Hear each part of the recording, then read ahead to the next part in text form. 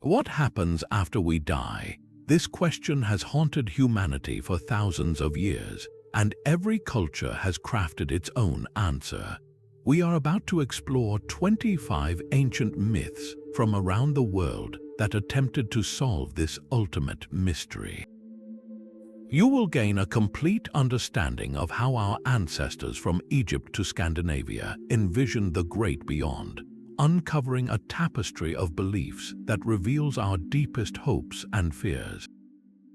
We will journey into the Egyptian Hall of Judgment and the Norse halls of Valhalla, discovering why some souls faced terrifying trials while others found eternal peace. These stories are far more than simple tales. They are profound reflections of what it means to be human. What do you believe our oldest stories say about our fear of the unknown? For the ancient Egyptians, death was not an end but a perilous journey to a new beginning. Their vision of the afterlife was a meticulously ordered cosmos, a realm of divine justice and potential terror. At the heart of this journey was the most dramatic moment of judgment, the weighing of the heart. Picture the silent, vast hall of Maat, the goddess of truth and cosmic order. Here, the soul of the deceased stood before a tribunal of gods.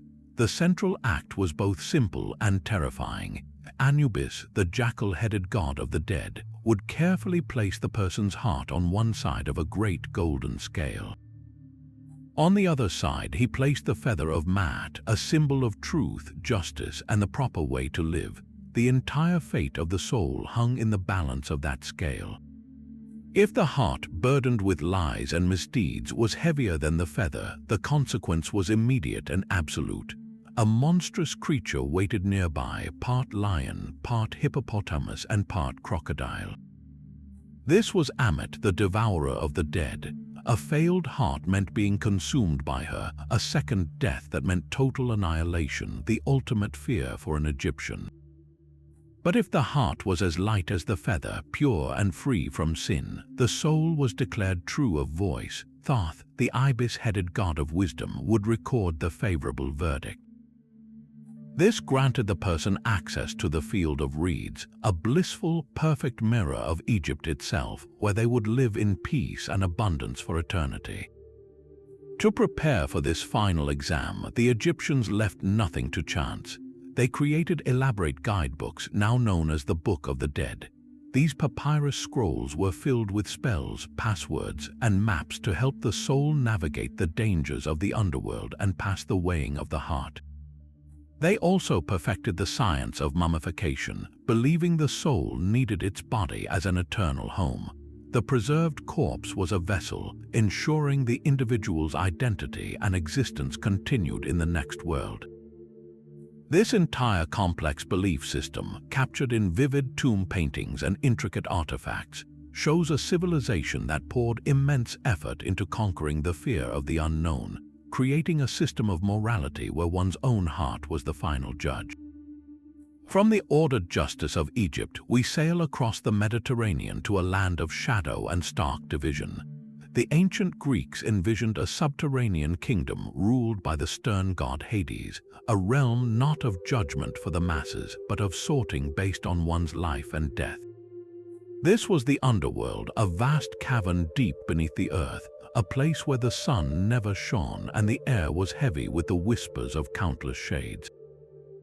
The journey began at the bank of a dark, swirling river, the Styx. Here, the newly deceased soul would find Charon, the grim and aged ferryman. His service was not free. A single coin, placed in the mouth or on the eyes of the deceased during burial, was the required fare. Without that coin, a soul was doomed to wander the shores for 100 years, a ghostly, restless presence denied entry. This single detail underscores a profound Greek belief that a proper funeral was absolutely essential for a peaceful transition. It was a duty the living owed to the dead. Upon crossing the Styx, the soul would pass the great three-headed hound Cerberus, the relentless guardian of the gate, and then stand before a panel of 3 judges. Kings in life, they became arbiters in death: Minos, Rhadamanthus, and Aeacus. Their verdict was swift and final, directing each soul to its eternal home. For the vast majority of ordinary people, that destination was the Asphodel Meadows, a grey, misty plain where ghosts drifted like smoke, their memories and personalities faded almost to nothing. It was not a place of punishment, but one of profound mediocrity, an eternal and forgetful boredom. But for two distinct groups, the path forked dramatically.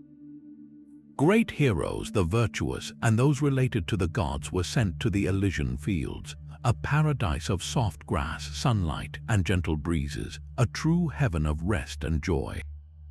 Conversely, the most wicked sinners, those who had directly challenged the gods, were cast into the deepest pit, Tartarus. This was a prison of eternal, fitting torment, a place of unending labor and agony. The myths of two famous figures perfectly illustrate the rigid, unchangeable laws of this realm. The story of King Sisyphus shows the futility of trying to cheat death. For his trickery and arrogance, his punishment was to forever push a massive boulder up a steep hill, only to watch it roll back down each time he neared the top, an endless cycle of pointless effort. In stark contrast, the tragic tale of Orpheus and Eurydice reveals the one rule that could never be broken, even for love. The legendary musician Orpheus descended into the underworld to retrieve his beloved wife, Eurydice. His music was so beautiful it charmed Hades and Persephone into granting his wish. Eurydice could follow him back to the land of the living, but on one condition: he could not look back at her until they had both reached the surface. Overcome with doubt and longing just steps from the exit, Orpheus turned, and in that single glance he lost her forever. This heartbreaking moment cemented the finality of Hades' domain, a kingdom from which no one, not even love itself, could truly escape once the laws were set. Far from the sunless Greek underworld, the Norse imagination carved out two starkly different realms beyond the grave, reflecting a culture that prized heroic courage above all else. For a Viking, the manner of your death determined your eternal destination, a belief that created a powerful divide between an honorable end and a quiet one. The most coveted afterlife was Valhalla, the magnificent hall of the slain. This was Odin's great feasting hall, located in the realm of the gods, Asgard.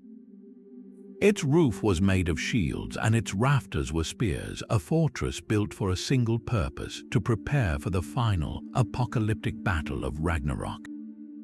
The souls who earned a place here were the Einherjar, warriors who had died bravely with a sword in their hand. They were chosen from the battlefields by the Valkyries, powerful female spirits who served Odin. These divine figures, whose name means choosers of the slain, would descend on their winged horses, deciding which fallen fighters were worthy of the great hall. Once in Valhalla, the warriors' existence was a perpetual cycle of combat and celebration. They would spend their days fighting each other in fierce, friendly battles, honing their skills to a razor's edge. Every evening, all their wounds were miraculously healed, and the great feast would begin. They would drink endless mead from the udder of a magical goat and eat the meat of a boar that was slaughtered and resurrected each day, all under the watchful eye of the one-eyed god Odin. Yet this glorious existence was not a final reward, but a long training camp for a destined doom. The entire purpose of the Einherjar was to fight alongside the gods when Ragnarok, the twilight of the gods, finally arrived. They were being prepared for a battle they were fated to lose, making their courage and loyalty the ultimate virtues. For those who did not die in battle, the afterlife was a cold and somber journey. Their destination was Helheim, a misty, cavernous realm located beneath one of the roots of the world tree, Yggdrasil. This underworld was ruled by the goddess Hel, a fearsome figure who was half-living woman and half-corpse. Her hall, called Eldjudnir, meaning damp with sleet, was a place of passive existence. Here, the souls of those who died from sickness, old age, or simple misfortune gathered in a silent, cheerless crowd. They ate from a dish called hunger, slept on a bed called sikt, and lived a shadowy, listless echo of life. Helheim was not a place of active torment like Tartarus, but one of profound gloom and inertia, a fate considered deeply undesirable by the Norse people.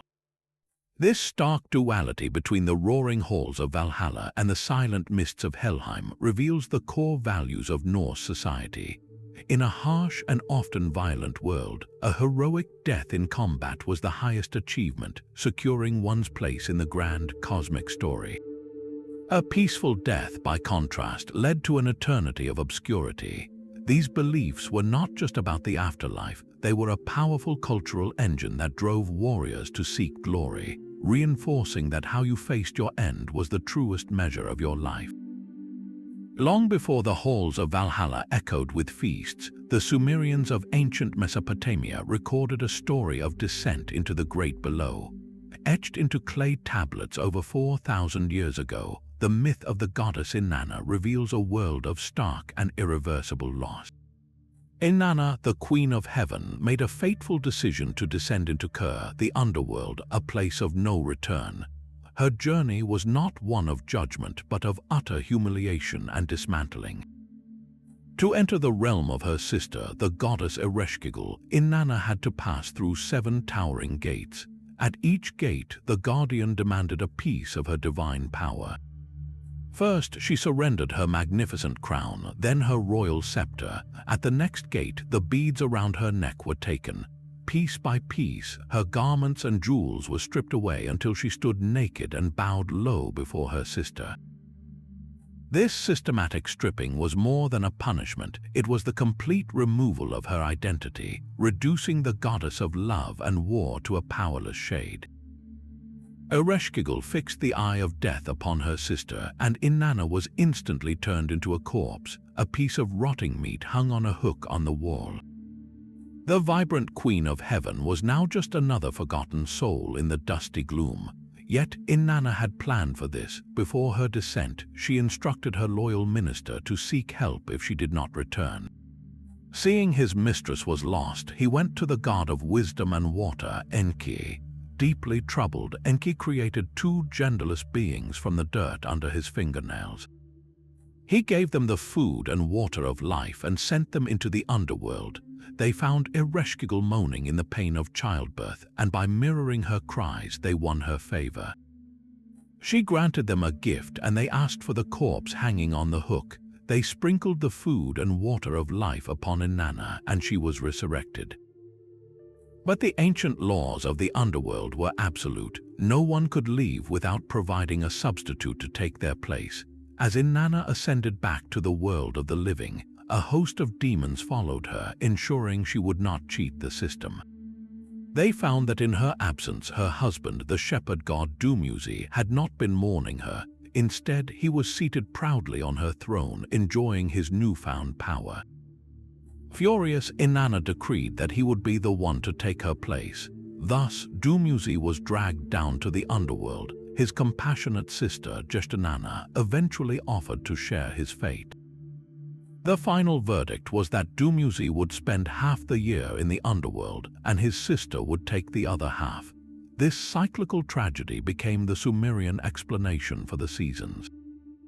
When Dumuzi is in the land of the living, the world is fertile and abundant. When he descends to Kur, the plants wither and the land enters a period of mourning. The Mesopotamian underworld itself was a grim, dusty expanse, often described as a house of darkness where the dead, clothed like birds in feathers, ate dust and clay. It was a place of no light, no joy, and most importantly, no return. Inanna's myth, one of humanity's oldest stories, presents a cosmos governed by inflexible rules, where even a goddess could not escape the bleak reality of death without a profound and lasting sacrifice. Across the Atlantic, the Aztec civilization envisioned a journey every bit as arduous as the trials faced by Inanna. Their underworld, Mictlan, was a 9-layered realm of decay and hardship, a destination not for the wicked, but for the vast majority of ordinary people. This was not a place of fiery torment, but a cold, dark, and silent kingdom ruled by the skeletal lord Mictlantecuhtli and his consort. Reaching his throne deep within the 9th level was the ultimate test, a journey that took the soul 4 long years to complete. The path was fraught with terrifying physical obstacles that mirrored the dangers of the mortal world. First, the soul had to pass between 2 great mountains that crashed together endlessly. Then it faced a serpent that guarded the road, followed by a giant lizard. The 4th level brought the soul to a desert where a wind of obsidian knives blew ceaselessly, shredding the spirit with its sharp, invisible blades. After that came more trials, a river of black blood filled with fearsome jaguars, and finally, an icy expanse where the soul was pierced by arrows of freezing wind. The Aztecs did not leave their dead to face this ordeal unprepared. A crucial part of their burial customs involved cremating a small, reddish dog alongside the human body. This loyal companion was not a sacrifice but a guide. At the final and most difficult obstacle, the wide and rushing river called Chickanahuapan, the dog's spirit would appear. The soul would climb onto its back, and the faithful animal would swim across, delivering its master to the final resting place in the depths of Mictlan. This profound belief shows that for the Aztecs, the afterlife was a communal effort, requiring the help of both the living and a trusted animal companion. Yet Mictlan was not the only destination. The Aztec cosmos offered 2 other distinct afterlives, each determined by the nature of one's death.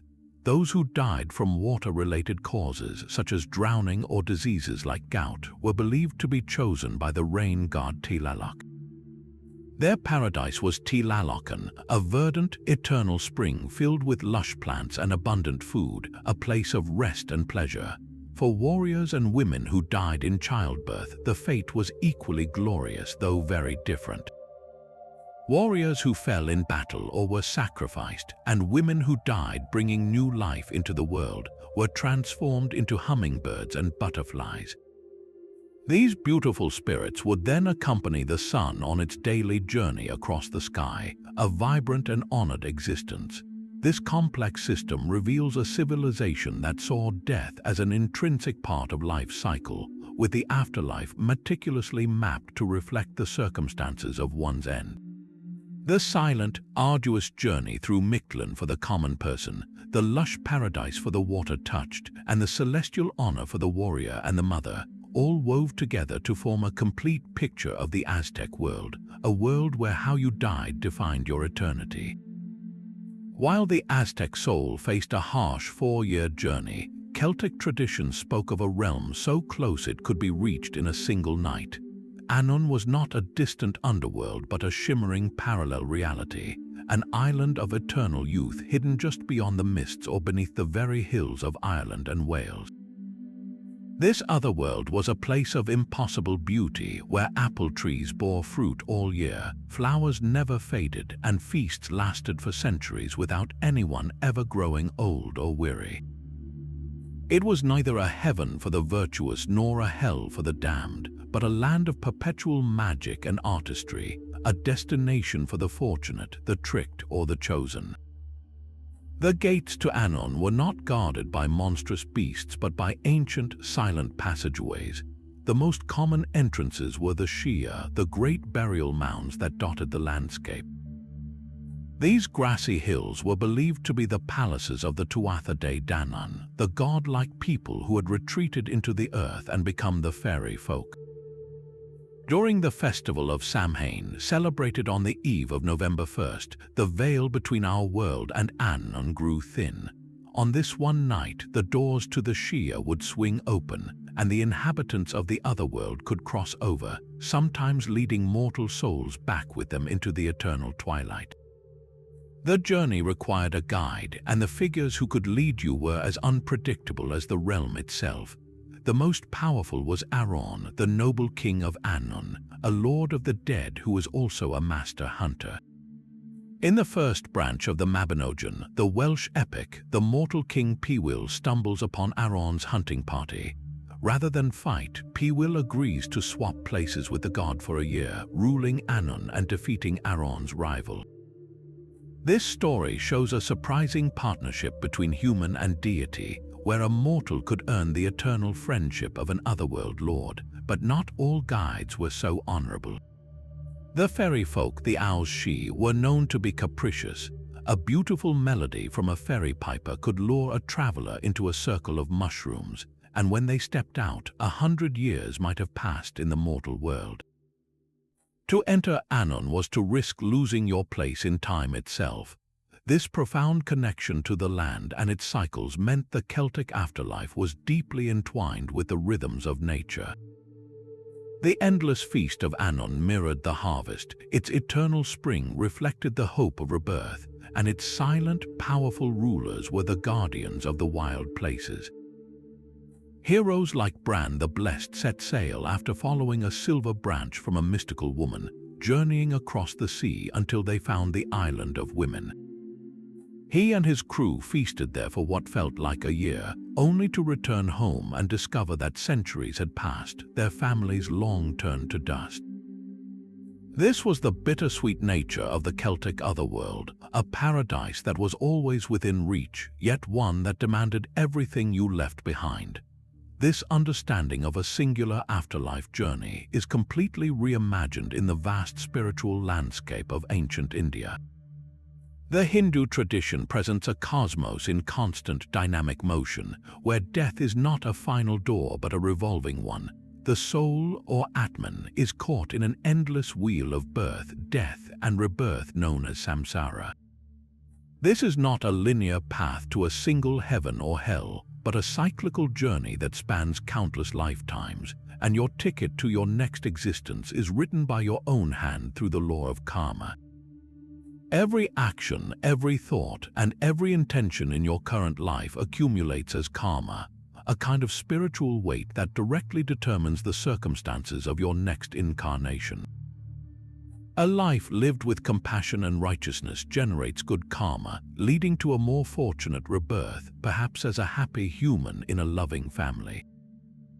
A life filled with selfishness and harm creates negative karma, potentially resulting in a rebirth filled with suffering, or even as an animal or insect. The system is impeccably precise and impersonal, a cosmic law of cause and effect as reliable as gravity. Between these physical births, the soul does not simply wait. It journeys through temporary, yet very real, realms that reflect the balance of its karma. For those with a surplus of good deeds, there is Svarga, a heavenly paradise of immense pleasure and joy, where desires are fulfilled and one enjoys the company of celestial beings. Conversely, for those whose scales are tipped by misdeeds, there is Naroka, a realm of punishment not unlike the Greek Tartarus, where souls endure specific torments tailored to their past sins. A cruel person might experience endless cruelty, a thief might have their hands bound for eons, but here is the crucial distinction: neither Svarga nor Naroka are eternal. A soul's time in these realms is finite, a period of intense reward or purification. Once the karma that sent them there is exhausted, the soul is reborn once more, re-entering the great wheel of samsara to continue its long evolution. So what is the point of this endless cycling? The ultimate spiritual goal in Hinduism is not to secure a better rebirth, but to escape the cycle entirely. This liberation is called moksha. It is the final release, the moment the individual soul, the Atman, realizes its fundamental oneness with the ultimate reality, the divine source known as Brahman. Achieving moksha means transcending the illusion of a separate self and the desires that fuel the karmic engine. It is the end of all suffering, the final peace beyond all earthly and heavenly experiences. To visualize this, imagine a great spinning wheel. The soul moves around its rim, cycling through various lives and interim states, its position dictated by the colored threads of its karma.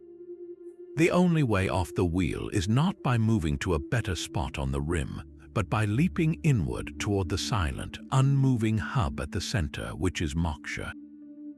This profound vision reframed the entire human experience. Life was no longer a single test for a final reward, but a vast school for the soul, with each lifetime offering a new lesson on the path toward ultimate freedom. Building on the Hindu wheel of samsara, the Buddhist tradition paints an even more intricate map of existence. It describes not one or two, but 6 distinct realms of rebirth, each a vivid reflection of a specific state of mind. These are the worlds of the gods, the demigods, humans, animals, hungry ghosts, and the hells.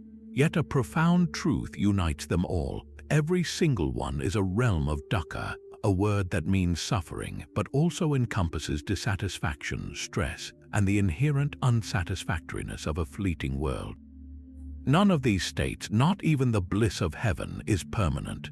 The force that propels a soul into one of these realms is karma, the accumulated weight of our intentions and actions.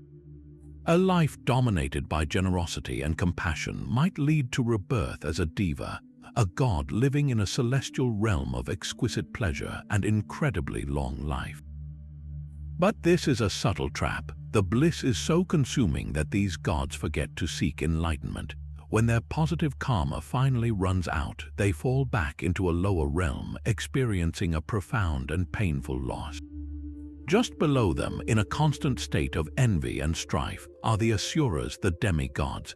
They possess great power and enjoy many comforts, but they are consumed by jealousy toward the gods, forever waging war to claim what they feel is rightfully theirs.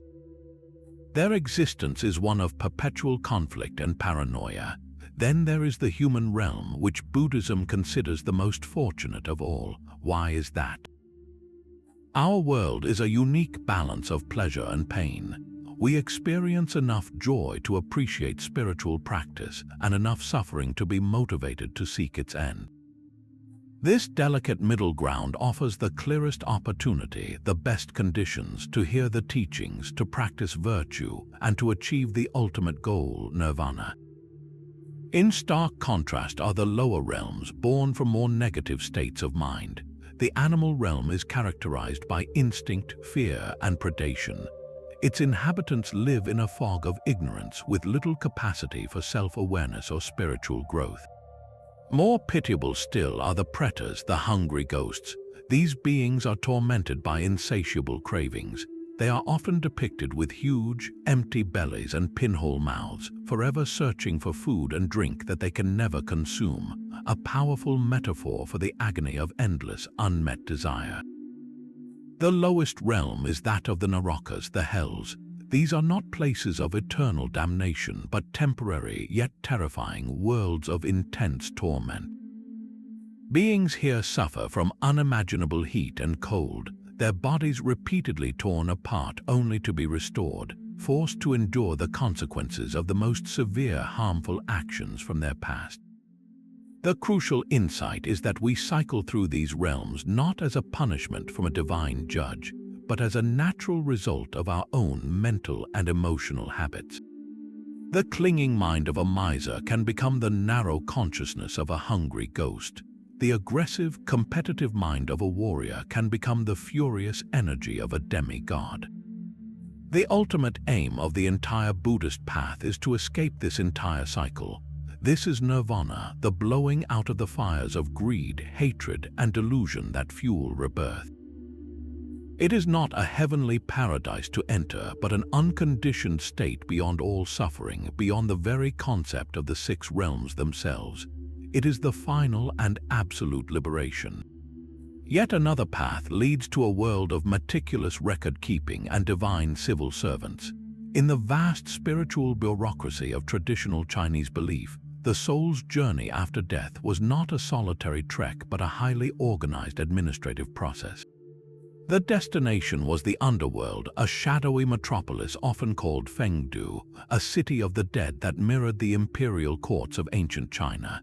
This was a realm governed by strict rules, endless paperwork, and a hierarchy of deities who served as judges and jailers. The soul's first stop was at a bridge where it would encounter an old woman known as Meng Po. She offered the deceased a bowl of her special tea, the tea of forgetfulness.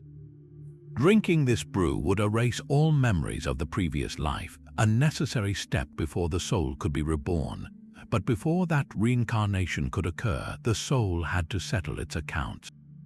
The journey through Fengdu was a progression through a series of courts, each presided over by one of the 10 Yama kings. These stern judges were not gods of evil, but impartial administrators of cosmic law. They would consult a celestial ledger, a divine book that recorded every single good deed and every transgression from the person's life. Your merits and demerits were tallied with the precision of a royal accountant. The judgments were specific and the punishments were fitting. A liar might have their tongue pulled out. A corrupt official could be forced to climb a mountain of knives.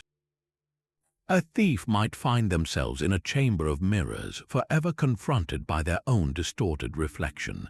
These hells were not eternal, they were purgatorial, designed to purify the soul of its misdeeds before it could move on. The length and severity of the punishment were directly proportional to the sins committed in life. This entire system underscored a powerful cultural belief that the actions of the living had direct and unavoidable consequences in the afterlife. But the living were not powerless to help. This is where ancestor worship and rituals like the ghost festival became vital. Families would burn intricate paper offerings, paper money, paper houses, and even paper cars, sending these material comforts to their departed relatives in the spirit world. These gifts were not just symbolic, they were practical, providing the deceased with the currency and resources needed to navigate the complex bureaucracy of Fengdu, perhaps even to bribe a minor official or shorten a sentence. The soul, thus purified and its records cleared, would finally be sent to the wheel of reincarnation. The Yama kings would decree the form of its next birth, whether as a human, an animal, or another being, based on the final balance in its karmic ledger. This intricate vision of the afterlife, reflected in vibrant temple art and solemn ceremonies, reveals a culture that saw the cosmos as a vast, interconnected system of moral cause and effect, where family duty extended beyond the grave and every action was eternally recorded. The rigid bureaucracy of the Chinese underworld gives way to a tale of raw emotion and irreversible decay in the land of the rising sun. Ancient Japanese mythology tells of Yomi, a shadowy realm born from a single tragic love story. The creation gods Izanagi and Izanami had shaped the islands of Japan and given birth to many deities. But during the birth of the fire god, Izanami was horribly burned and descended into the land of the dead. Grief-stricken, the brave Izanagi could not accept her loss. He resolved to travel to Yomi and bring his beloved wife back to the world of light. He pleaded with her at the entrance, and from the darkness her voice agreed to return, but she warned him she had already eaten the food of Yomi and must consult with its gods. She made him promise not to look at her while she deliberated, but Izanagi, impatient and filled with longing, broke his vow. He took a tooth from his comb, lit it as a torch, and its flame illuminated the horrific truth. The beautiful Izanami was now a rotting corpse, her body swarming with maggots, with 8 thunder gods rumbling within her decaying form. The sight was so utterly defiling that Izanagi screamed in terror and fled. Humiliated and enraged, Izanami shrieked and sent the hags of Yomi and an army of thunder demons to pursue him. In a desperate flight, Izanagi threw his headdress, which turned into grapes to distract the hags, and then his comb, which became bamboo shoots to slow the demons. He finally reached the entrance, the even pass of Yomi, and shoved a massive boulder to block it, forever sealing the boundary between the living and the dead. From opposite sides of the stone, they uttered the words that finalized their divorce. Izanami declared she would strangle 1,000 of his people every day, to which Izanagi replied he would build 1,500 birthing huts every day. This myth explains the very origin of death itself, a permanent separation born from broken trust and primal horror. Yomi was not a place of moral judgment, but a polluted land of decay that contaminated anyone who entered. When Izanagi escaped, he was spiritually filthy from his contact with death. He immediately performed the first misogi, a purification ritual in a river, washing away the defilement of Yomi. From the droplets of water he flung, new gods were born, including Amaterasu, the sun goddess, from his left eye. This story cemented a core Shinto belief that purity and impurity are fundamental forces, and that contact with death requires rigorous cleansing to restore spiritual balance. Later, when Buddhism arrived in Japan, it layered its own complex afterlife onto these native beliefs. The Buddhist concept of Jigoku, a system of hells with detailed tortures for specific sins, and the blissful pure lands or paradises of various Buddhas offered a new framework of karmic reward and punishment. Yet the ancient, visceral fear of Yomi's pollution never fully vanished, creating a unique spiritual landscape where the sorrow of a single myth echoes through centuries of ritual and belief. This profound connection between the spirit and the land finds one of its most beautiful expressions in the ancient beliefs of indigenous Australia. Here, the afterlife is envisioned not as a distant realm, but as a return to the very source of all existence, the dreamtime. The dreaming is not a past event but a continuous, eternal dimension that exists parallel to our own, a sacred era when ancestral spirits journeyed across a formless world, singing it into being. They shaped the mountains, carved the riverbeds, and created all living things, imbuing the land itself with their spiritual essence. These ancestral beings did not vanish after their work was done. They retreated into the landscape, becoming one with the features they created. A particular rock formation might be the body of the rainbow serpent. A waterhole might hold the spirit of a creator ancestor. The entire continent is a living, breathing map of this sacred history. When a person dies, their spirit does not travel to a separate heaven or underworld. Instead, it makes its final journey back to its own sacred site, the specific place from which its life force originally emanated. This is a homecoming to the dreaming. The individual spirit merges back into the ancestral being it came from, becoming one with the eternal creative power that sustains the world. There is no judgment or punishment in this cycle, only a quiet and profound reunification. The person's identity is not erased but absorbed into the timeless story of their people and their country. This belief creates an unbreakable bond between the living and the land. Country is not merely the soil beneath their feet, it is a relative, a living library of lore, culture, and spirit. Every hill and every stream is a chapter in an ongoing story. The physical world we see and the spiritual world of the dreaming are not separate. They are two sides of the same reality, interwoven and constantly communicating. This is why caring for the land is a sacred duty, a way of honoring the ancestors and preserving the spiritual integrity of creation itself. The afterlife, in this view, is the ultimate act of returning home, a spirit flowing back into the heart of the country from which it was born, forever part of the song that holds the world together. Across the vast Pacific, Polynesian cultures looked into the deep ocean and saw a reflection of the spirit world. Their visions of the afterlife were as diverse as the islands themselves, yet they shared a common theme, a shadowy underworld ruled by powerful deities, a place where every soul had to undertake a final, perilous voyage. In Hawaii, this realm was Lua o Milu, a deep pit governed by the god Milu, a dark counterpart to the world of the living. For the Maori of New Zealand, the underworld was Rarohenga, a land beneath our feet entered through caves, whirlpools, or the roots of ancient trees.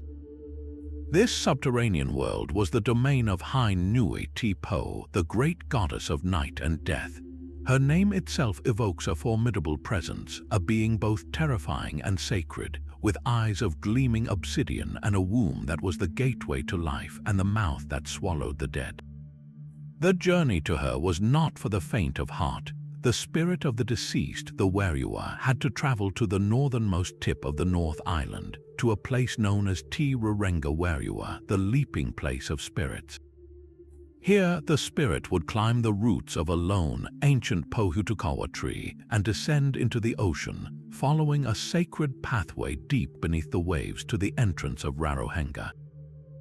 The path was filled with challenges. The spirit might encounter guardians who would ask probing questions, testing its knowledge and worth. It had to know the correct answers, the right chants, and the proper genealogies to pass safely. A wrong answer could mean being cast aside, forever lost. This journey underscores a core Polynesian value that knowledge was a form of spiritual currency, essential for navigating the world beyond.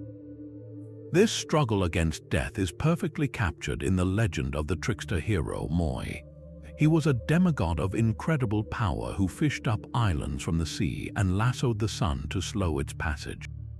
Believing he could win eternal life for humanity, Moi embarked on his greatest quest. He discovered that the goddess Hain Nui Te Po was the source of human mortality, and he devised a plan to conquer her.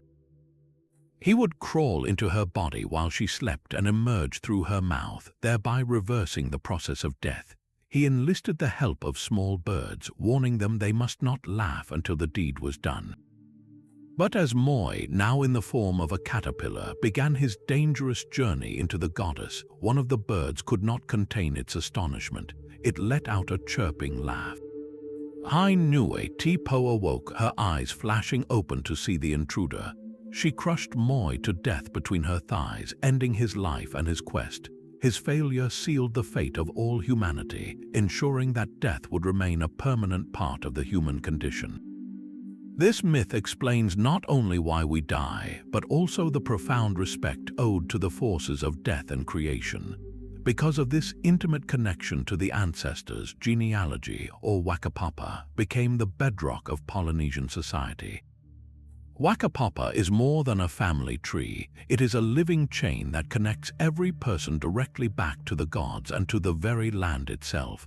The ancestors in the spirit world were not distant ghosts, they were active members of the community. Their wisdom guided the living, and their mana, or spiritual power, flowed through their descendants. This belief created a seamless continuum between the living and the dead, a world where the past was always present, and the breath of the ancestors could be felt in the wind and the waves. A soul stands trembling at the edge of a bridge that narrows to a razor's edge. This is the Chinvat Bridge, the Zoroastrian crossing between worlds, and its very form is a mirror of the soul's own moral state. For the followers of the ancient Persian prophet Zoroaster, death was the moment of ultimate truth, where a lifetime of choices culminated in a single, harrowing journey. The soul did not face an external judge, but the living sum of its own existence. After 3 nights of waiting, the soul would approach the bridge where its own Dina, or spiritual conscience, would manifest to meet it. For the righteous, the Ashavan, the Dina appeared as a breathtakingly beautiful maiden, a reflection of their own good thoughts, good words, and good deeds. But for the wicked, the Dregvant, the same inner self manifested as a horrifying, rotten hag, the embodiment of their own spiritual corruption. This powerful image made the judgment intensely personal, the soul confronting the direct consequence of every choice it had ever made. The bridge itself then reacted to the soul's essence. For the righteous, the ancient span widened into a broad, easy path, leading them straight into the House of Song, a paradise of light and divine harmony. But for the wicked, the bridge twisted, becoming as thin as a blade. Unable to bear the weight of their own misdeeds, they would slip from the edge, plunging down into the House of Lies, a realm of darkness, foul food, and eternal torment. This entire cosmic drama was set against a backdrop of an epic, ongoing war. Zoroastrianism presented the universe as a battlefield between 2 fundamental forces, the benevolent wisdom of Ahura Mazda and the destructive chaos of Angra Mainyu. Every human being was a soldier in this conflict, and their daily choices were acts that either strengthened the light or expanded the darkness. This was not a dualism of equal powers, however, for the faith held a profound promise of ultimate victory. At the end of time, a final savior would appear, the dead would be resurrected, and a great river of molten metal would flow across the earth. To the righteous, this river would feel like warm milk, but to the wicked, it would be a searing agony that would purify them of their sins. This was the Frashokrati, the final renovation, when the world would be made perfect and immortal, and evil would be utterly and forever defeated. In this vision, the afterlife was not a static destination but a critical phase in a cosmic campaign, where each individual's struggle for goodness contributed directly to the ultimate triumph of light over darkness. High in the Andes, the Inca wove the afterlife directly into the fabric of their mountain empire. For them, death was not a departure to a distant realm, but a transformation that reinforced the social and natural order. The destination of a soul was determined not by a final judgment of moral character, but by one's status and role in life. Common people, the backbone of the empire, were believed to return to the womb of Pachamama, the Earth Mother. Their spirits resided inside the mountains and the fertile soil, continuing to be part of the agricultural cycle they had tended in life. But for the nobility and the Sapa Inca himself, the divine emperor, death was handled very differently. These powerful figures were mummified through a careful process of drying and wrapping, their bodies posed in a seated position as if in eternal council. These mummy bundles or malquis were not hidden away in tombs, they were treated as if they were still living. They were brought out for major festivals, given offerings of food and chicha beer, and even consulted on matters of state. They resided in their own palaces, served by attendants and their descendants, a perpetual, silent court that legitimized the rule of the living Inca. This practice created a tangible link to the past, where the ancestors actively participated in the present, their preserved presence a constant reminder of the established hierarchy. For those who lived exceptionally virtuous lives, regardless of status, there was a promise of ascent to Honan Pacha, the upper world. This celestial realm was the domain of the sun god Intai, the moon, and the stars. The bridge between the earthly world and this lofty paradise was the condor. This massive bird, with its majestic wingspan, was seen as a sacred messenger. The Incas believed the condor could soar high enough to carry the souls of the worthy up to Honan Pacha. Watching a condor glide on the mountain thermals was not just a sight of natural beauty, it was a spiritual event, a visible sign of a soul's successful journey to the heavens. This entire cosmology, from the earth-bound spirits of the commoners to the preserved mummies of the elite and the condor-led ascent of the virtuous, served a powerful political purpose. It presented the rigid social structure as a divine and natural law.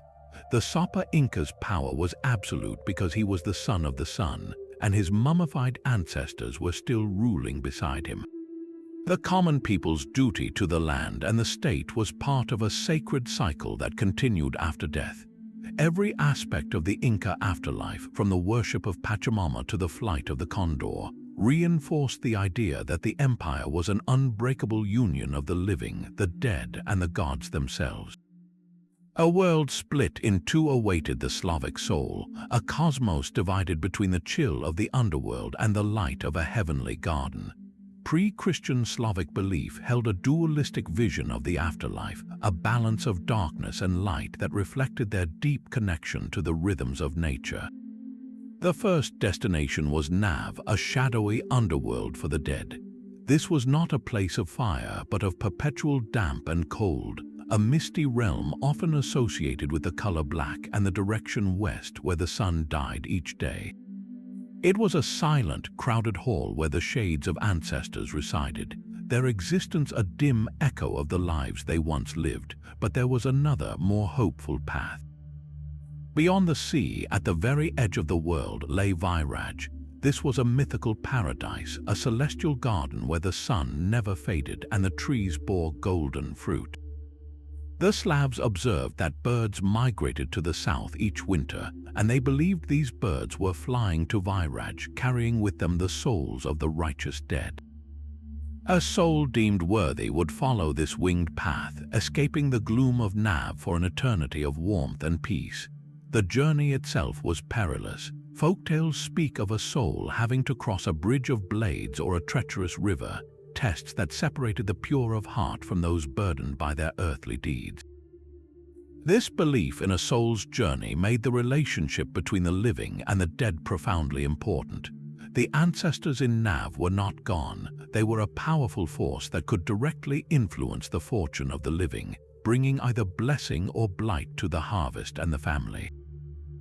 This led to the sacred practice of deity or ancestor worship. Families would hold feasts in honor of the dead, setting out plates of food and drink for them, especially during the turning points of the year.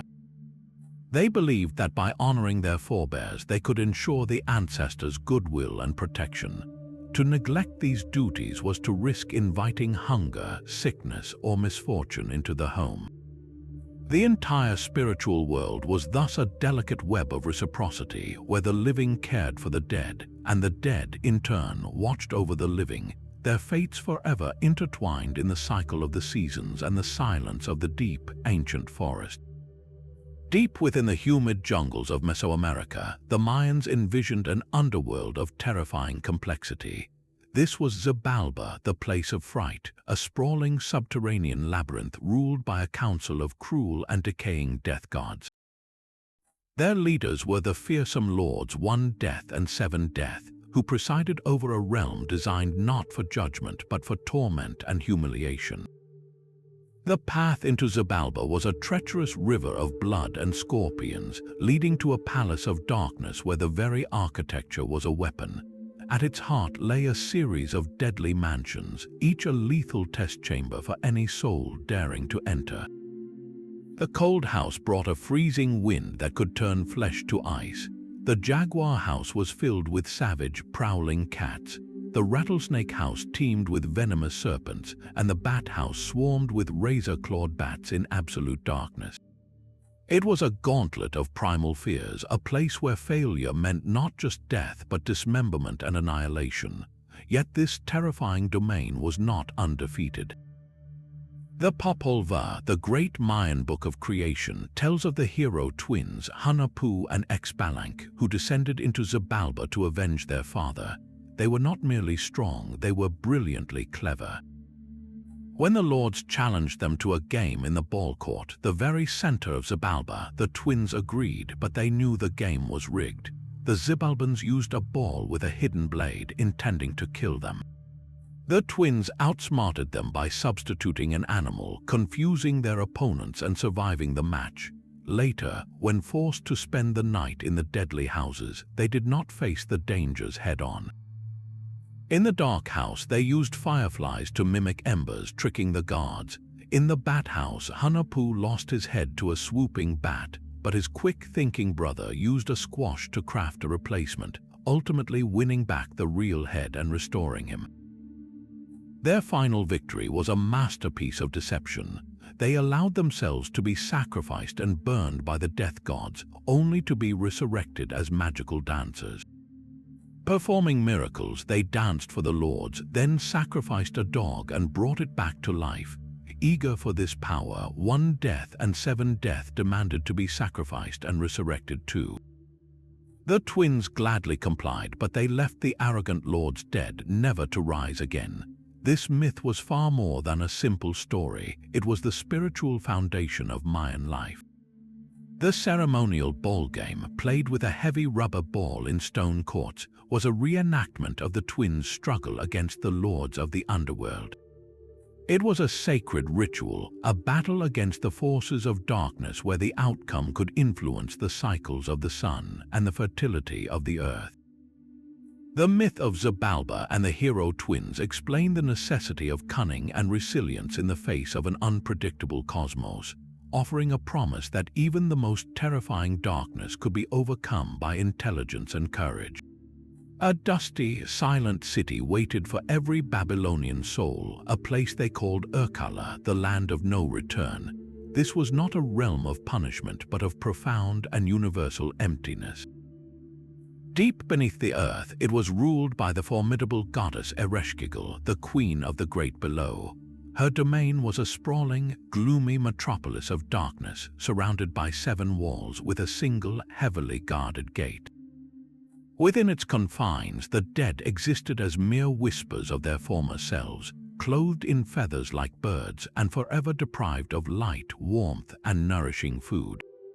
They lived on dust and drank from muddy puddles, their existence a monotonous, joyless echo of life. In this stark vision, there was no judgment, no weighing of the heart, no reward for the virtuous or torment for the wicked. Every single person, from the most powerful king to the lowest servant, shared the same bleak, egalitarian fate.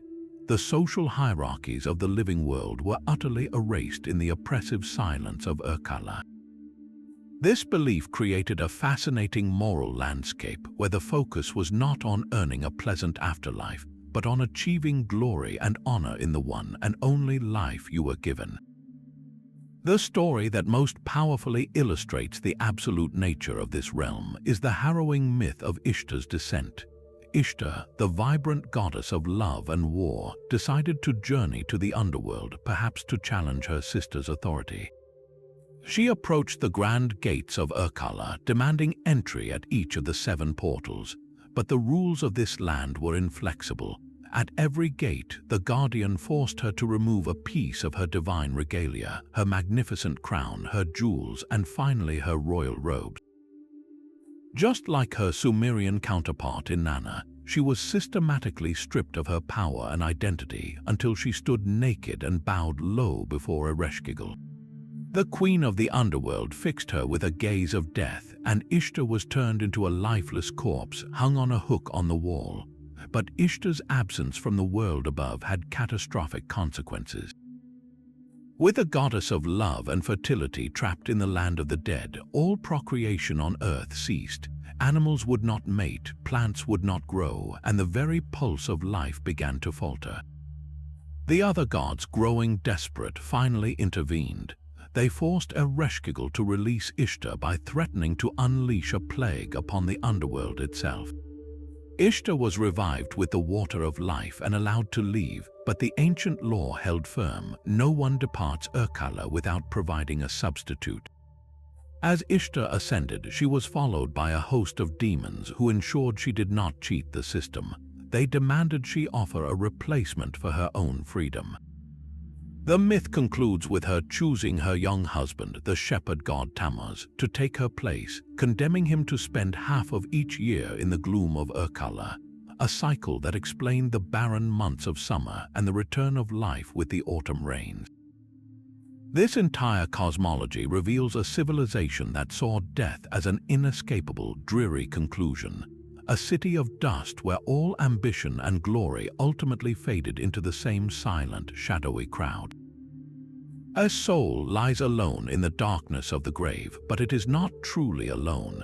This moment marks the beginning of a profound waiting period in Islamic tradition, known as barzakh, the barrier between individual death and the final day of reckoning. Immediately after burial, the soul faces its first trial. 2 formidable angels, Munkar and Nakir, enter the grave. Their appearance is awe-inspiring, with dark complexions and blazing blue eyes, and they question the deceased about the core tenets of their faith. Who is your Lord? What is your religion? Who is your prophet? For a soul that lived a righteous life, the answers flow with clarity and conviction. A light will illuminate the grave, which is then said to expand into a beautiful garden of paradise, a foretaste of the bliss to come. But for the soul that failed in its beliefs and deeds, this interrogation is a terror. The grave contracts, crushing the spirit, and becomes a pit of fire, a preview of the torment that may await. This state in barzakh is not a final destination, but a suspended animation of reward or punishment, a long night of waiting for the final dawn. That dawn is Qiyamah, the day of resurrection. On that cataclysmic day, every soul from the beginning of time will be restored to its body and gathered for the ultimate judgment. The scales of justice will be brought forth, weighing every single good deed against every bad one with perfect precision. Nothing will be overlooked. The pivotal moment for every soul is the crossing of the bridge of Sirat. This bridge is described as being finer than a hair and sharper than the sharpest sword, stretched over the chasm of Jahannam, the abyss of hell. Your entire life has been a preparation for this single crossing. For the righteous, the bridge will widen and stabilize, allowing them to cross with the speed of lightning into the gardens of Jannah. But for those burdened by sin, the bridge will become impossibly narrow and treacherous. They will slip and fall, tumbling into the fires below, though the prayers of the faithful may yet grant them salvation. The descriptions of the final destinations are intensely vivid and sensory. Jannah, or paradise, is a realm of transcendent peace and physical delight. The Quran paints a picture of lush gardens beneath which rivers flow, with palaces of pearls and emeralds, and silken garments of the finest green.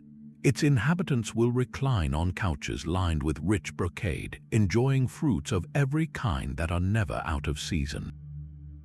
There will be no idle talk, no sense of fatigue, and most importantly, no fear. The greatest reward is the pleasure and proximity of God, a state of perfect contentment. In stark contrast, Jahannam is a pit of utter agony, a fire whose fuel is men and stones. Its guardians are stern and mighty angels who never disobey God. Those within will drink from a boiling spring and eat from the bitter tree of Zaqqum, which grows in the very heart of the fire. Their skin will be constantly burned away, only to be regenerated so the punishment can continue, and they will be shrouded in garments of fire. The vividness of these descriptions serves a profound purpose, making the consequences of one's earthly life tangible and real, framing existence itself as a journey toward an ultimate and undeniable truth. The silence of the Babylonian Urkala finds a haunting echo in the earliest Hebrew conception of the afterlife. For the ancient Israelites, the grave was not a prelude to paradise or torment, but a final, somber destination for everyone. This was Sheol, a word that evokes a realm of sheer nothingness, a dusty pit deep beneath the earth where the dead, called Rephaim or shades, led a feeble, ghostly existence. In the books of Samuel and Psalms, Sheol is described as a land of forgetfulness, a place of silence where no one offers praise to God. It was a democratic and dreary fate where the souls of kings and commoners alike were gathered in a shadowy, passive crowd, utterly cut off from the world of the living and the presence of the divine. This early belief placed the entire weight of meaning on life itself, emphasizing a righteous and faithful existence because death offered only silence. A profound shift began during a period of immense turmoil and foreign influence. As the Jewish people endured exile and came into contact with Persian and Hellenistic ideas of cosmic justice and resurrection, their views started to transform. The trauma of persecution, particularly the martyrdom of faithful Jews under the Seleucid king Antiochus Epiphanes, forced a difficult question: how could a just God allow the righteous to suffer and die without any reward while the wicked prospered? The old concept of Sheol no longer seemed sufficient. The answer began to emerge in the later books of the Hebrew Bible, most strikingly in the book of Daniel, which promises that many of those who sleep in the dust of the earth shall awake, some to everlasting life and some to shame and everlasting contempt. This was a revolutionary idea, the belief in the resurrection of the dead. This doctrine became a central point of contention among the Jewish sects that arose in the Second Temple period. The Pharisees, who believed in both the written and oral Torah, passionately championed the concept of bodily resurrection, arguing for a future world where God would restore the dead to life for a final judgment. Their opponents, the aristocratic Sadducees, who held strictly to the written text of the Torah, rejected the idea entirely, maintaining the older belief that Sheol was the ultimate end for all. The Pharisaical view, which would form the bedrock of rabbinic Judaism after the destruction of the Second Temple, ultimately prevailed. It gave rise to the complex and beautiful theology of Olam Haba, the world to come. This is not a heaven in the sky, but a future era inaugurated by the Messiah, a time of global peace and divine perfection that occurs after the resurrection of the dead. In this worldview, the focus remains intensely on the present.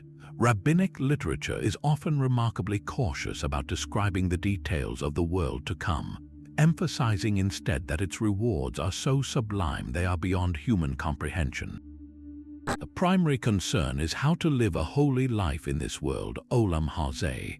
performing mitzvot, the commandments, and engaging in tikkun olam, repairing the world through justice and compassion, are the pathways to earning a portion in the world to come. For those who fall short, the tradition speaks of Gehinnom. This is not a permanent hell of eternal torment, but a purgatorial state of spiritual purification. Named after a real valley near Jerusalem where garbage was once burned, Gehinnom is conceived as a place where the soul confronts the consequences of its sins, a painful but ultimately cleansing process that most souls undergo for no longer than 12 months. After this period of refinement, the soul is ready to take its place in the world to come. This entire theological journey, from the silent shadows of Sheol to the hopeful resurrection of Olam Haba, reflects a deep and enduring faith that justice, though sometimes delayed, is an intrinsic part of a cosmos created by a benevolent and righteous God. A soul stands naked before the throne of God, its entire life an open book. This is the Christian vision of the final judgment, a moment of ultimate truth where eternity is decided. At the heart of this belief is a profound duality, the promise of heaven and the terror of hell, hinging on one's relationship with God through Jesus Christ. Heaven is not merely a paradise of golden streets, but the state of eternal, joyful communion with God. It is the beatific vision where the saved see God face to face, freed from all suffering and sin, reunited with loved ones in a world of perfect peace and purpose. Hell, in stark contrast, is the ultimate consequence of free will, a state of eternal separation from God's presence and love. It is not a punishment inflicted by a vengeful deity so much as the final, fixed reality for a soul that has consistently rejected divine grace. The resurrection of Jesus Christ is the linchpin of this entire system, his victory over death seen as the first fruit of a future harvest, the proof that death itself has been defeated and that physical, bodily resurrection awaits all believers. This final resurrection of the dead is vividly depicted in the book of Revelation, where all of humanity from every era stands before the great white throne. The books are opened, including the book of life, and each person is judged according to their deeds, their final destiny sealed. This scene was immortalized in terrifying splendor by artists like Michelangelo in his fresco The Last Judgment, which captures the sheer cosmic drama of the saved ascending and the damned plunging into the abyss. Yet within this framework of two eternal destinations, a third, temporary state emerged in certain traditions, most notably Catholicism, purgatory. This is not a second chance, but a state of purification for those who die in God's grace but are still imperfect, still attached to sin. It is a cleansing fire, a process of healing that prepares the soul for the perfect holiness required to enter heaven. Interpretations of these doctrines vary widely across the thousands of Christian denominations. Some emphasize a literal, fiery hell of conscious torment, while others lean toward the concept of annihilation, where the souls of the damned are simply destroyed. Some focus almost exclusively on faith as the gateway to heaven, while others, particularly in the Orthodox tradition, speak more of the soul's journey toward God after death as a mystery. The artistic legacy, from the golden halos of Byzantine icons to the swirling masses of Renaissance frescoes, gives tangible form to these powerful, shaping beliefs, making the invisible war for every soul a terrifying and glorious spectacle. But what if the entire cosmos was a prison? This radical idea forms the core of Gnostic belief, a secretive and complex tradition that saw the afterlife not as a final judgment but as a daring escape. For the Gnostics, the material world we see and touch was not the glorious creation of a benevolent God, but a deeply flawed, even evil construct. They believed it was fashioned by a lesser, ignorant deity known as the Demiurge, a blind god who foolishly declared himself the only true power. Assisting him were the archons, shadowy rulers who governed the celestial spheres and acted as the jailers of the human soul. These archons were not benevolent guides but deceptive wardens, whose primary goal was to keep humanity trapped in a cycle of ignorance and reincarnation, forever forgetful of our true divine origin. The ultimate destination for the soul was not a heavenly court within this flawed creation, but a complete departure from it. This was the pleroma, a realm of pure, transcendent spirit, and the true source of divine light, utterly alien to the darkness and suffering of the material world. To reach it, the soul had to undertake the most perilous journey of all, a post-mortem ascent through the layers of the cosmos. After death, the soul would rise, only to be confronted at each planetary sphere by an archon. These guardians would challenge the ascending spirit, demanding proof of its divine nature and trying to trick it into returning to the cycle of rebirth. The only key that could unlock these gates was not faith or good deeds, but a very specific kind of secret knowledge, a direct personal revelation called gnosis. This was not intellectual understanding, but an explosive inner awakening to the truth of one's own divine spark, a spark that originated in the pleroma and was utterly alien to the demiurge's creation. Possessing this gnosis was like knowing a secret password to freedom. It allowed the soul to confidently pass each archon, recognizing their illusory power and refusing to be deceived. Upon successfully navigating this cosmic gauntlet, the soul would finally shatter the confines of the material universe and achieve reunion with the true, ineffable God in the boundless light of the pleroma, ending its long exile and becoming whole once more.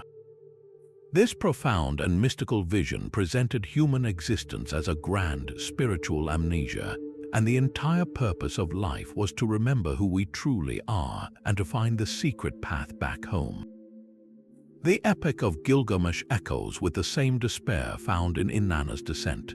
After his beloved friend Enkidu dies, the mighty king Gilgamesh is consumed by a new and terrifying fear, his own mortality. He had faced monsters and built great walls, but the death of his companion reveals a truth he cannot conquer. In his grief, Gilgamesh journeys to the ends of the earth, seeking the secret of eternal life from the only man to have achieved it, Utnapishtim. This quest is driven by the haunting vision Enkidu shares from beyond the grave. In a painful dream, Enkidu's spirit is dragged down to Ker, the Sumerian underworld. He describes it to Gilgamesh not as a place of punishment but of universal decay. It is a house of dust where the dead are clothed in feathers like birds and live in darkness, eating nothing but clay. There is no justice here, no reward for the brave or punishment for the wicked. Kings and servants alike are reduced to the same silent, dusty shades, their identities erased in the oppressive gloom. This description shatters Gilgamesh's hope. The fate of the heroic Enkidu is no different from that of the lowest citizen. The underworld is a democracy of despair. Even when Gilgamesh finally finds Utnapishtim, the immortal man sets him a simple test to stay awake for just 6 days and 7 nights. Gilgamesh fails immediately, falling into a deep sleep, proving he is too human to escape the need for rest, let alone death. Utnapishtim shows him a potential source of immortality, a plant from the bottom of the sea that can restore youth. For a brief moment, Gilgamesh feels triumph, but as he stops to bathe, a serpent steals the plant, slithering away and shedding its skin as a symbol of the renewed life it has just gained. This final loss is the ultimate lesson. The serpent, a creature that continually renews itself, keeps the prize while humanity is left with the dust of Ker. The epic, etched onto crumbling clay tablets, delivers one of our oldest and most stark philosophical messages. There is no cheating death. The greatest hero, the most powerful king, must ultimately accept the same bleak, silent fate as everyone else. This profound existential dread, the realization that life's glories end in universal obscurity, gives these ancient stories a raw, powerful resonance that still echoes today. Far to the north, in the deep forests of Finland, the epic Kalevala speaks of Tuonla, a land of the dead more desolate than any battlefield. This was no fiery pit, but a dark and distant island, forever shrouded in mist and surrounded by the sluggish, black waters of the Tuoni River. It was a place of profound stillness where the dead existed as listless shadows, their memories and passions faded into the eternal gloom. The journey to this silent realm required a ferry, and this duty fell to the daughter of Tuoni, the death god himself. A grim and silent figure, she pulled her boat across the Inkai water, a one-way passage for most souls who could never return. Yet one legendary hero dared to cross that river with the intent of coming back. The great sage and singer Väinämöinen, in his endless quest for wisdom, needed the secret words of a powerful spell known only in the land of the dead.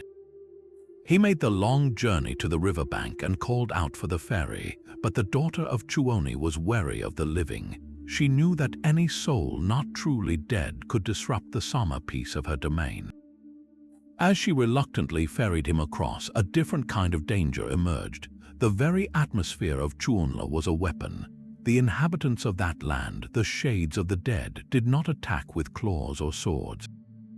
Instead, they sought to lull the living intruder into a sleep from which there was no waking. They wove a spell of profound exhaustion, a magical lethargy meant to capture Väinämöinen's spirit and keep him forever among them. The hero felt this enchantment pressing down on him, a weight threatening to close his eyes for eternity. But Väinämöinen was the greatest magician of the age, a master of song and will. With a tremendous effort, he fought back against the creeping slumber. He did not battle with a blade, but with his own potent magic, using songs of power to shield his mind and keep himself awake. The moment the boat touched the far shore, he did not disembark into that waiting darkness. With a surge of will, he turned and leaped away from the island, escaping the clinging mists and the spell of sleep, winning his freedom through sheer force of spirit. His journey reveals the Finnish concept of the afterlife not as a place of punishment, but as a passive, dreary existence, a silent, crowded hall where the echoes of life grow ever fainter. It was a fate to be resisted, a long night that even the greatest hero could only briefly challenge before returning to the world of the living and the light. A vibrant world of color and rhythm offers a stark contrast to the silent mists of Tuonla. The Yoruba people of West Africa envision a cosmos in constant, dynamic conversation, where the afterlife is not a final destination but a temporary home between lives. This realm is Oran, the world of the spirits, a skyward paradise of peace and abundance. Yet for the Yoruba, eternal rest is not the goal. The ultimate purpose is to return, to be reborn within your own family lineage and continue the great work of existence. Your journey toward this cycle begins before you are even born. In the halls of Oran, each soul kneels before the supreme god Alajumer to choose an Ori. This is not your physical head, but your spiritual one, your personal destiny, and the core of your character. The Ori you select will shape the challenges and blessings of your upcoming life, a profound act of self-determination that places your fate in your own hands before you ever draw a first breath. Once born into the world, your life becomes the process of realizing this chosen destiny, navigating its path with the help of the Orishas, the powerful deities who govern nature and human affairs. The messenger between these two realms is the essential trickster god Eshu. Often depicted at crossroads with his staff, Eshu is a master of chaos and communication. He carries the prayers and offerings of the living to the gods in Oran, and he delivers their blessings and warnings back to earth. But he is unpredictable, a divine provocateur who tests human character and ensures that no ritual is performed without absolute attention to detail. A simple mistake or a moment of disrespect can anger Eshu, causing him to scramble the message and create confusion. He is a necessary force of uncertainty, reminding everyone that the connection between worlds is a delicate, living thing that requires constant care and respect. This vibrant connection is most powerfully felt with the ancestors, the Ajagun. These are not distant ghosts but active, venerated members of the family. Through elaborate rituals, music, and dance, the living honor them, seeking their guidance and protection. In return, a beloved ancestor may choose to be reborn, their spirit returning as a new baby within the same family. A child might bear the same mannerisms or physical traits as a departed grandparent, a clear sign that the ancestor has returned to continue their journey. This creates an unbreakable chain, a continuous cycle where the living and the dead are partners in a cosmic dance across generations. The stunning art of the Yoruba tradition makes this cosmology tangible. Elaborately carved masks used in ceremonies are not mere decorations, they are vessels through which the spirit world can manifest. The vibrant colors, the rhythmic beat of the drums, and the energetic dances are all a language, a way of reaching across the veil to maintain the balance between Orun and our world, ensuring the cycle of life, death, and rebirth continues forever. A final myth takes us high into the Himalayas to a vision of death as the ultimate journey of the mind. In Tibetan Buddhism, the end of life is not an end at all, but a doorway into the bardo, a transitional state of profound potential that lasts for 49 days. This is a liminal space between death and rebirth, a realm of pure consciousness untethered from the physical body, and it is divided into 3 distinct, unfolding phases. The journey begins with the Chikhai Bardo, the bardo of dying. In this first stage, the individual experiences the dissolution of the physical elements and the senses. It is a process often described as both painful and liberating, as the consciousness separates from its earthly anchor and encounters the brilliant, clear light of reality, the Dharmata. This is the most critical moment for liberation, a fleeting chance to recognize this radiance as the true nature of one's own mind and achieve enlightenment without moving further into the cycle.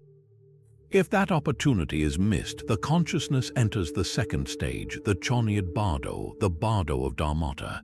Here, the true nature of reality manifests in a spectacular and often terrifying pageant of visions.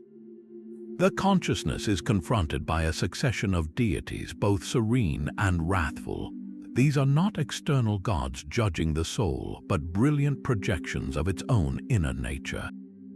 The peaceful deities appear first, emanating from the heart of enlightenment, followed by the wrathful ones, who represent the powerful energy required to shatter ignorance.